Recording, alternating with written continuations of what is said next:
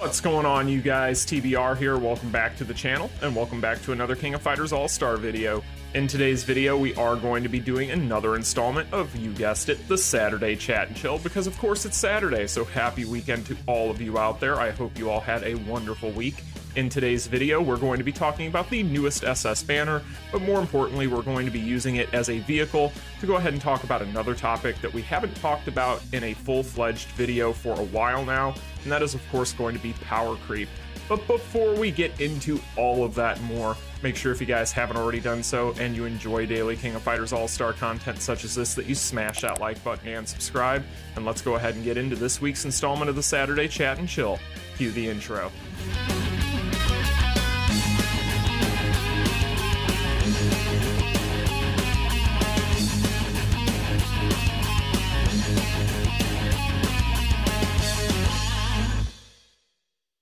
Alright, you guys, welcome back to the channel, and in this week's installment of the Saturday Chat and Chill, I want to go ahead and talk about a main topic, but I want to talk about a few different topics. So we're going to go ahead and we're going to string them all together, and they will go ahead and converge into one thing, but I do want to talk about a few different things in this week's video.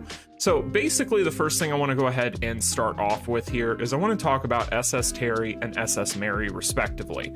So now that we've had a few weeks to go ahead and collect data on these characters, and I personally have had time to play both of these characters myself hands-on, I wanted to go ahead and talk a little bit about both of these characters and their placement in the meta, as well as what they mean for the game. So primarily the character I want to talk about first here is going to be SS Terry. So when it comes to these characters, SS Terry, in my opinion, is going to be to the meta currently what SS Kyo was to the meta game in his heyday last year. Now, for those of you who have not been around the game long enough to remember when SS Kyo was the god of the King of Fighters All-Star for probably the longest amount of time of any limited banner character we've ever had, he actually had a long time at the top of the mountain. Well, right now, the character that I would argue is now in position for that is definitely going to be SS Terry. So I want to go ahead and I want to tell you guys a few things that I've pretty much confirmed over the course of the past couple of weeks, not only in my own playtesting, but also in the playtesting of other players that have this character fully maxed out. So when it comes to SS Terry, some of the things that I have noticed with this character. This is a character that, if you guys did not see my showcase video yesterday on him, you definitely want to go back and watch that. But basically, to give you the long and the short of it, I have this character at Awakening level 3. And this character is able to go into things such as Lunatic difficulty against Omega Rugal, and he's able to put up over 3 billion damage at Awakening level 3. However, I have a friend over on my Discord whose brother has been sending him plenty of screenshots of his fully maxed out SS Terry and been running him through different tests to kind of give us a little bit more information on how this character performs at a maxed out level. So meaning Awakening level 50 with all of the proper builds and setups. And this character is doing 4.5 to 4.6 billion damage solo in Lunatic against Omega Rugal. That is numbers that we have never seen achieved in this game in Lunatic difficulty for one character, and it would have been a pipe dream even a month ago to even consider those sort of numbers as a solo for a character. However, SS Terry has been able to achieve that, and not only that, but another one of my members sent me some screenshots, and he confirmed that you can actually take this character in, and his was at Awakening level 3, mind you, and easily 1-key Lunatic just on auto, which is absurd and shows you just how little room for error there is with this character. You're also seeing tons and tons of posts on things such as the forums right now, and even on the Reddit, with people saying, oh, well, I've never been able to score 2 billion damage, 3 billion damage ever playing this game, and now I have SS Terry, and I'm scoring those types of numbers in Guild Raid. It doesn't just stop at Guild Raid though. If you guys saw my video yesterday, you would have seen that my Awakening level 3 Terry can not only just solo the Mecha Spider B1000, which before a lot of the characters that we had seen needed to be at higher Awakening levels to do so, but this character at Awakening level 3 can do it without really breaking a sweat.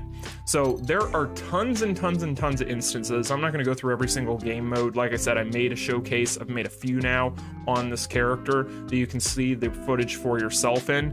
But this character character is able to go in and pretty much just bully everything in the game, even at low awakening levels, which is the key point to this topic with this character. You do not need to have this character fully maxed out in order to be able to take him into pretty much any pertinent game mode and get almost or better results than you would with any other character on your roster at this point, even at Awakening level 5.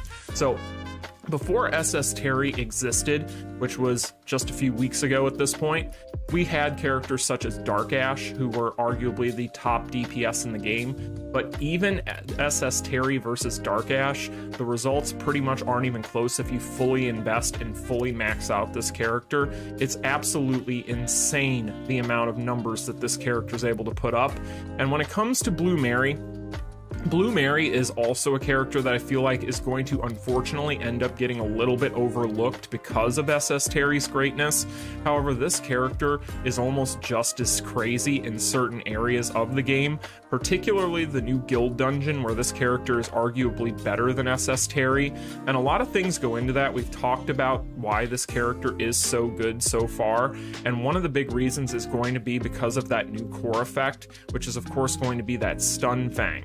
That Stun Fang basically equals out to a ton more damage, and this character is going to be able to go into quite a few different game modes and be just as useful as a character like SS Terry, even if she is not going to be as much of a crazy damage nuke as he's going to be. So with all of that being said, the reason I'm bringing all this up, and the other topic I want to talk about in this video, is I want to talk about where this ends, because we're starting to get to a point where it's almost comedic, the amount of power creep that we're getting. Now, of course, over the course of the past year, the power creep has happened banner over banner, and we've seen a upgrade banner after banner on the power level of each one. Arguably, there were a few that stumbled, you know, if you want to think about maybe an SSK and an SS Kula as a good example, that weren't necessarily like that. There have been isolated incidences where that has not happened. However, for the most part, we have been kind of used to seeing the power creep banner over banner. But I would argue that the jump that we have seen with SS Terry in particular versus the rest of the field is extremely steep. Now, the reason I'm bringing this up is obviously this is the first banner of 2022. It's only January, well, it's now February, but it was January when this came out. So when it comes to this banner, this pretty much sets the precedent going forward for the rest of the year. And I do not know by the end of this year where the heck Netmarble's endgame is.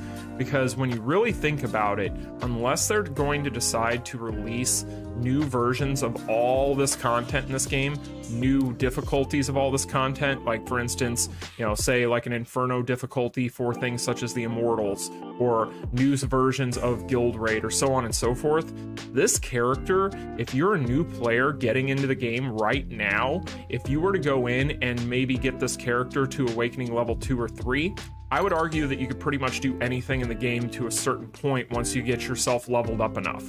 Like, it's that ridiculous, which is very inclusive for new players. Don't get me wrong, that is very good for new players. However, the thing that I'm keeping in the back of my hat right now, as far as what I'm thinking about, is if this is an indication of where we're going, being SS Terry and SS Mary to a lesser extent, then what does that mean for a potential collaboration whenever we get to that point? Because we are starting to get to a point where we're going to have to start thinking about that. So when you really think about what we saw with things such as the Guilty Gear collaboration previously, we saw a really, really big jump in power creep from that collaboration to even the collaboration that was right before it, several months prior, which was of course going to be the Dead or Alive 6 collaboration. So I'm wondering now, if this is the benchmark for this year's worth of power creep going forward, how much higher is it going to get when we get banners like a collaboration or some of these new BS banners going forward? Now, of course, it could be a situation where with SS Terry, because he is a bit of a mascot character, he might be like an SS Kyo, where he might end up being the tippy top of the power creep for several months. So he may end up just being the top of the mountain for a little while, comparatively speaking to some of these other characters. but I don't necessarily know that that's going to be the case, given the fact that Netmarble has pretty much proven at this point, with very few exceptions, that they do like to creep the power on these banners from banner to banner. And so the odds would say, and past history would dictate, that that's probably going to be the case going forward. However, with that being said, I still see quite a few people talking about specific things such as Awakening level 10, and I think that it's ridiculous to even consider that at this point. I feel like Awakening level 10 is kind of like this game's boogeyman. It kind of becomes one of these things where people throw it out there almost in a joking manner sometimes. Nobody ever really says anything about Awakening level 10 in any way that is positive. It's always a negative connotation to it, but I don't think you ever have to worry about it happening. Last January, of course, we had heard in that dev video from the Korean dev team that they thought that Awakening level 10 wasn't a good idea.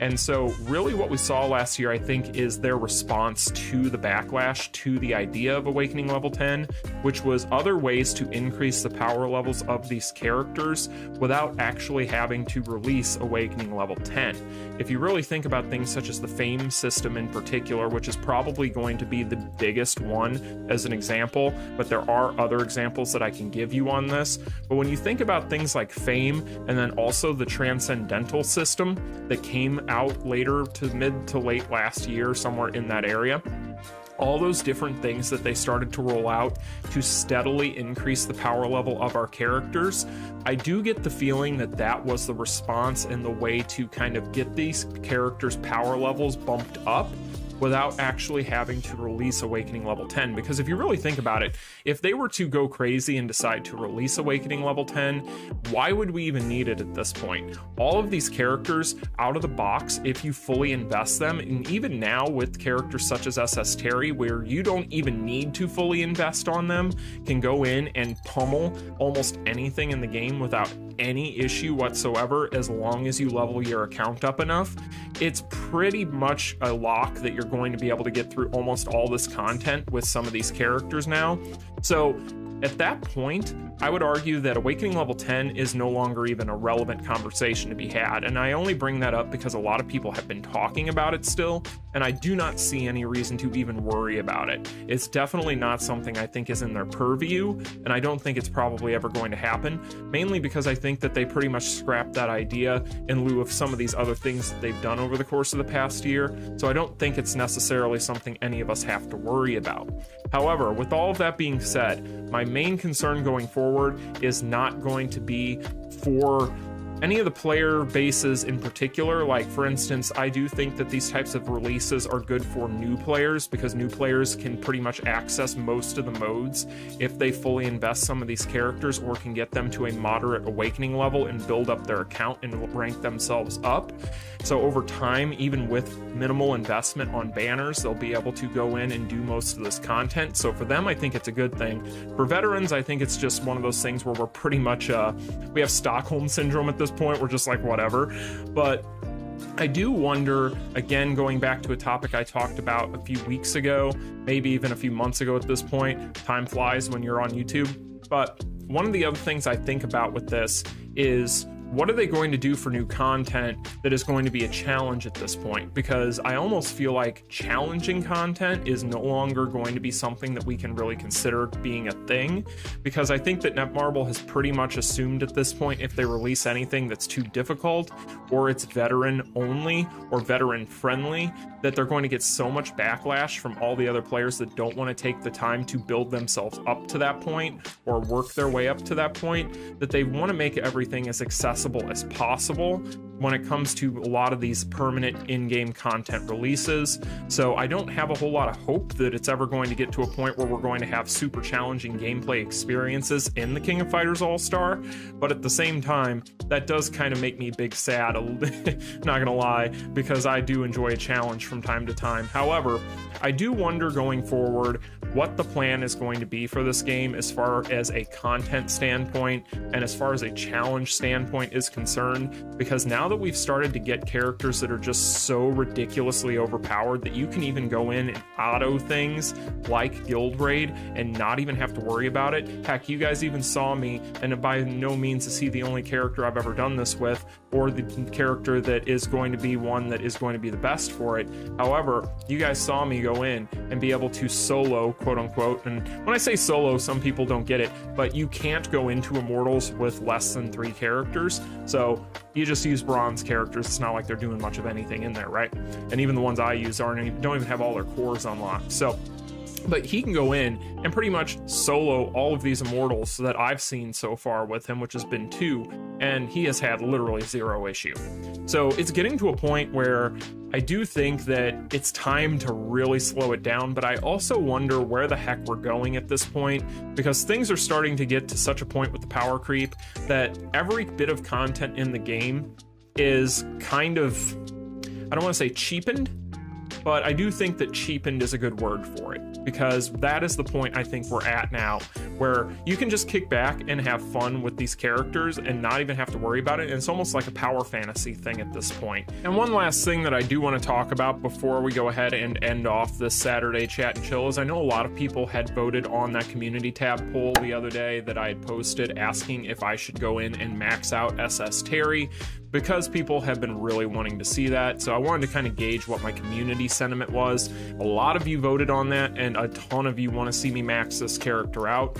So I'm really considering whether or not I'm going to do that at this point. Of course, I would like to just conserve. You know, I've done very minimal pulling on this banner. I've pulled 3 different summon sessions, but I've done it in very small increments at a time. And I've gotten pretty lucky on my pulls so far as Terry is concerned. So at this point, I don't necessarily know if I even want to or need to.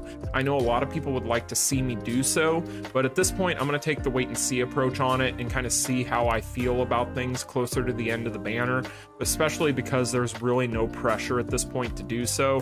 The biggest thing I would really like to do if I were to go back in on characters, if I'm being honest, is I would really probably prefer to be able to go in and go ahead and maybe build her up a little bit more, because Mary, as I've mentioned, is extremely powerful. But I know a lot of people out there really want to see that happen. Over 70% of my audience at this point, or at least the audience that voted on that poll, wants to see me do this. So I will consider it. It is something that I'm still thinking about. So you can let me know in the comments section down below how you feel about that. But I definitely hear you guys. I know you want to see me do that. So it might end up happening before the end of the banner. But right now, I definitely feel like with Terry, I have enough to get a spotlight finished up.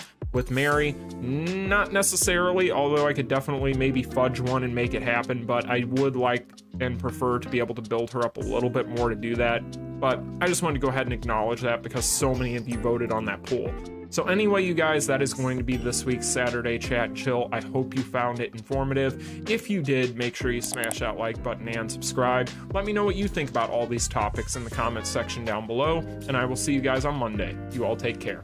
Peace. Continue.